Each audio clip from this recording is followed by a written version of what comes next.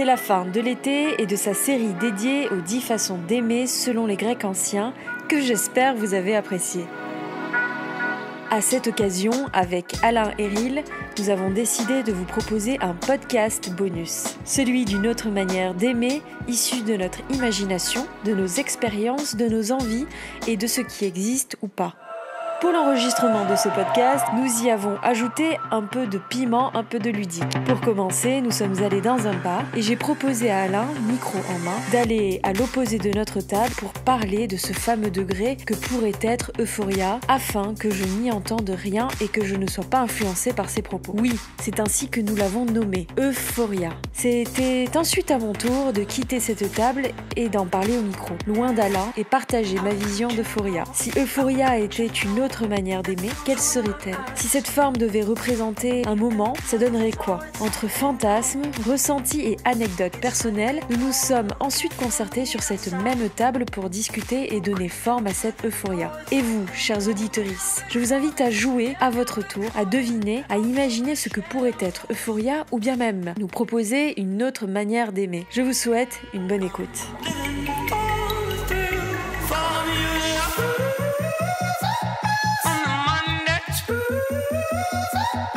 Euphoria, pour moi, évidemment, c'est en lien avec la notion d'euphorie. Mais qu'est-ce que c'est que l'euphorie ? L'euphorie, c'est quelque chose qui est une joie, qui est présente dans toutes les parties du corps et je dirais même dans toutes les choses qui sont autour de nous. Euphoria, c'est l'euphorie qui est présente dans les plantes, dans les arbres, dans les vagues, à chaque endroit du monde. Euphoria est là. Euphoria, c'est le battement de la vie. C'est difficile pour moi de définir Euphoria parce que je ne peux pas m'empêcher d'être influencée par la série que j'ai pu voir qui s'appelle Euphoria.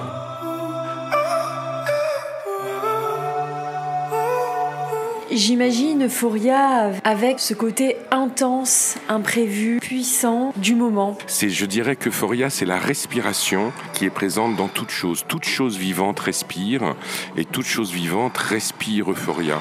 Si Euphoria était quelqu'un, ça serait un corps qui respire, un corps majestueux avec une poitrine extrêmement proéminente, avec un thorax, une cage thoracique extrêmement développée. Je vois un peu cette forme d'amour comme un amour imprévu qui se passe là, comme ça maintenant, dans un bar où vous rencontrez quelqu'un et paf, Euphoria débarque. Vous marchez dans la rue et vous croisez cette personne et paf, Euphoria est là. Vous côtoyez depuis des années en étant amis et puis à un moment donné, vous vous regardez et puis paf, vous vous rendez compte qu'Euphoria est là. Et puis Euphoria, c'est de la volubilité aussi. Euphoria, c'est la joie du verbe, c'est le fait d'aimer chanter, d'aimer parler, d'aimer dire de la poésie. Alors évidemment, on retrouve dans Euphoria des choses qu'il y a dans les autres degrés de l'amour grec, mais qui là trouvent une intensité beaucoup plus forte. Et je dirais même au-delà de l'intensité, c'est une espèce d'évidence. Si tout le monde est 100 fois trop bonne, t'as payé nos entrailles.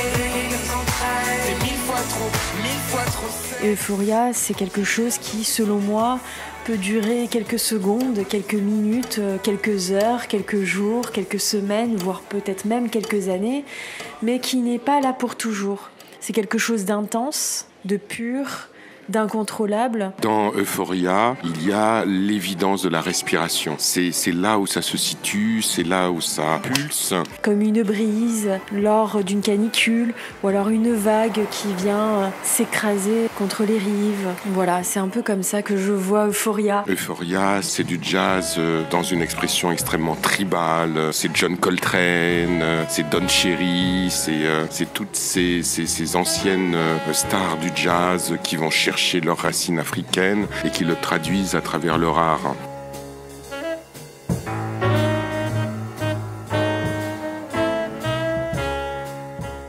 Euphoria avec ce côté euphorique évidemment, puisque quand vous rencontrez quelqu'un, vous êtes totalement euphorique de la rencontre, de la personne, de ce qui peut se passer, des projections que vous en faites, peut-être même de ce que vous imaginez.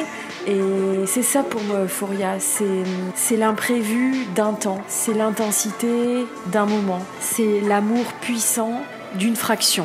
Il y a vraiment une manière d'être au monde qui est aussi incandescente et aussi avec beaucoup d'espièglerie, une manière de se poser face au monde en disant voilà, je suis là, je m'affirme et je m'affirme dans la joie de l'être.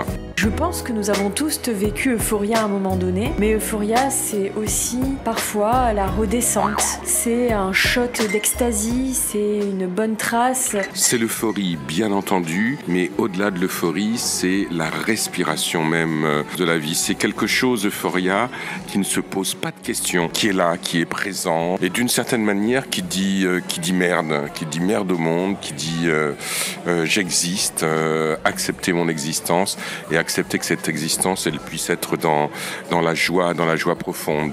Le plaisir de l'imagination, de la projection. Voilà comment j'imagine Euphoria. Je suis bien curieuse de savoir ce que notre Alain International a pu dire.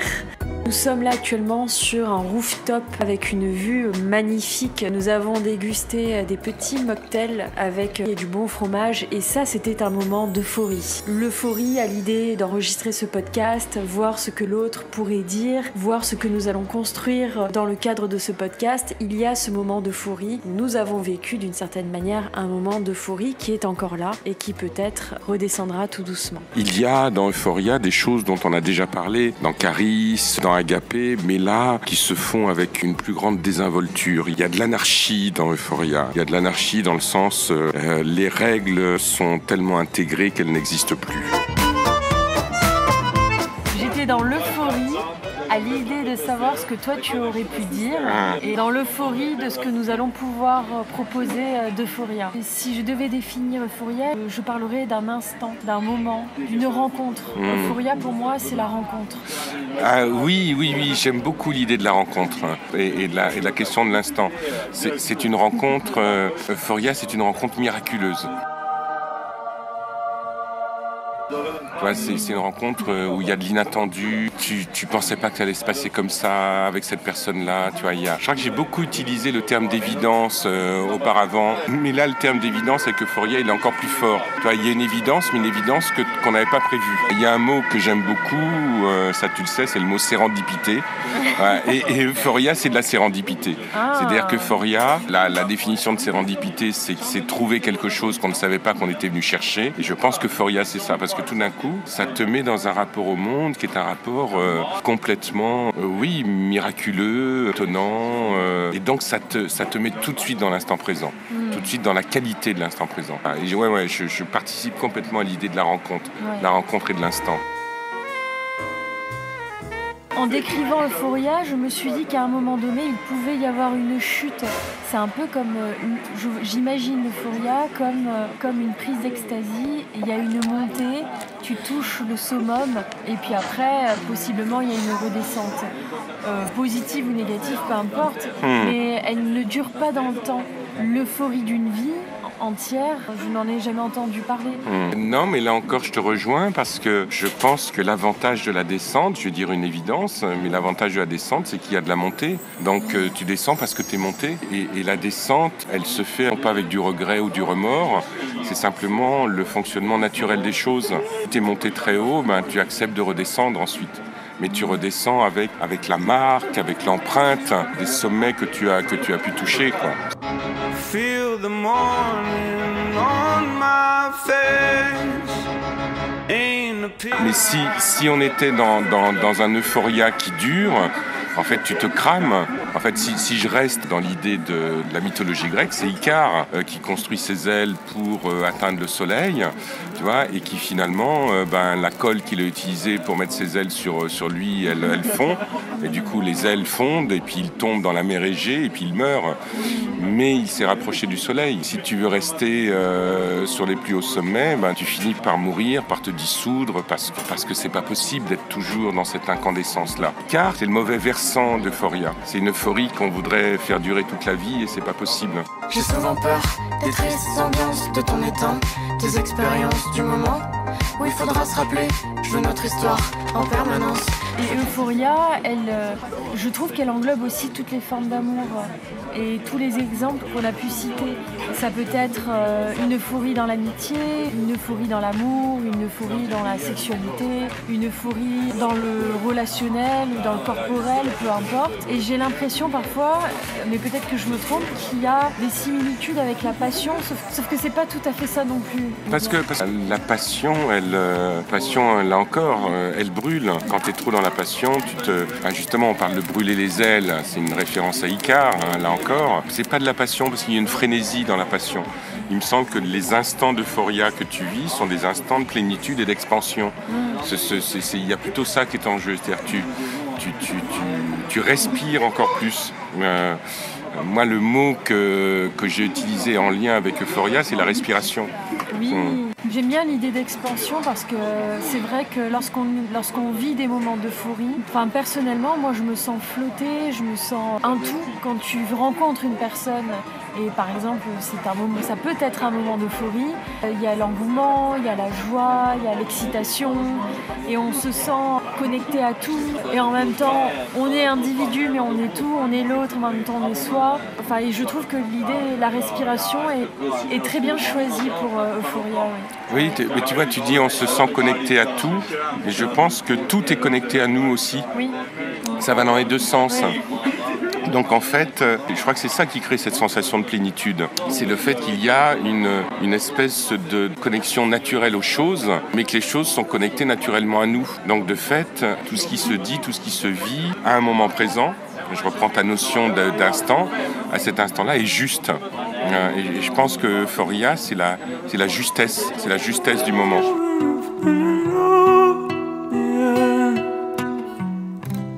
C'est quand on est dans un moment parfait. Et dans ce moment parfait, il y a quelque chose qui ne peut pas durer tout le temps. On ne peut pas être tout le temps dans un moment parfait. Sinon, ce moment parfait, il disparaît. Le principe même de la perfection, c'est qu'il y a du banal. Donc, Euphoria, c'est tout ce qui n'est pas banal, mais en même temps, c'est quelque chose qui je reviens à la sérendipité, c'est quelque chose qui se trouve et on ne savait pas que c'était ça qu'on était venu chercher. Donc, tout d'un coup, il y a une espèce de magie de l'instant qui est là et qui est très forte, très belle, bien entendu.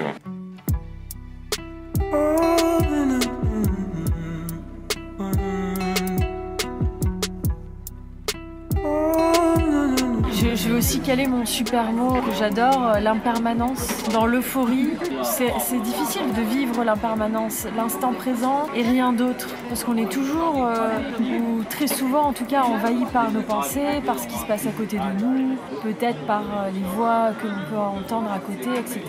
Vu que là, actuellement, nous sommes dans un bar et qu'il y a du monde autour, là, quand nous parlons, nous rentrons dans notre bulle, mais en même temps, une fois qu'on en sort, on se rend compte qu'il y a tout un tas de choses. Le merveilleux coucher de soleil qu'il y a là, par exemple. Tout ça fait qu'on est dans l'instant présent, mais en même temps, on peut être rappelé par un appel sur notre téléphone, par le barman qui va venir nous proposer à boire, etc., etc.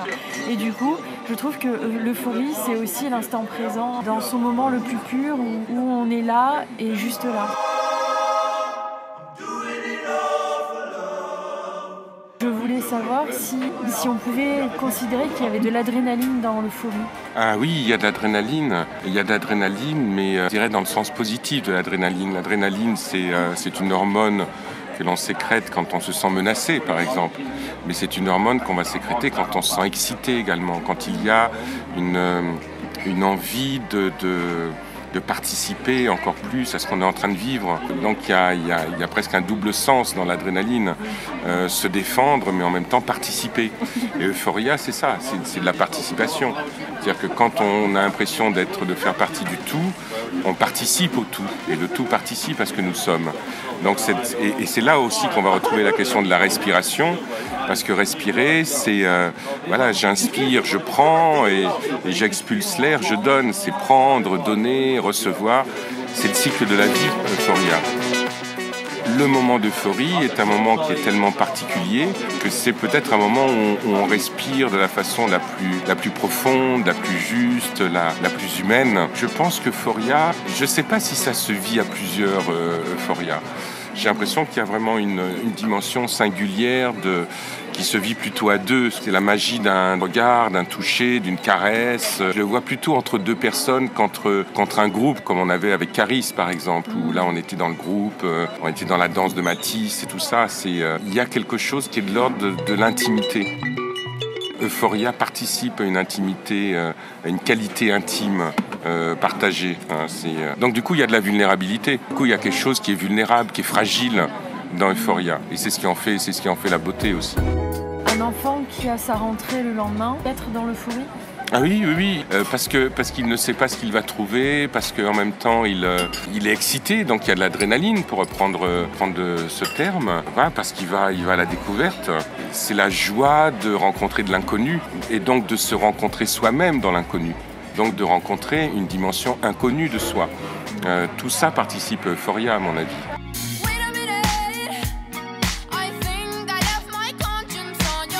Nous avons personnifié chaque degré, tout un tas de choses. Que pourrait être Euphoria ? Tu vois, tu disais qu'Euphoria c'est un instant. Moi j'aime beaucoup cette idée-là. S'il y avait à personnifier Euphoria, je crois qu'Euphoria serait un personnage mythique, un personnage qui n'existe pas et qu'on aimerait tellement rencontrer. Une licorne par exemple. Tu vois, Euphoria pourrait être une licorne. Euphoria pourrait être un phénix. Voilà. Si je reviens de nouveau à la mythologie grecque, Euphoria, c'est Pégase, c'est le cheval ailé.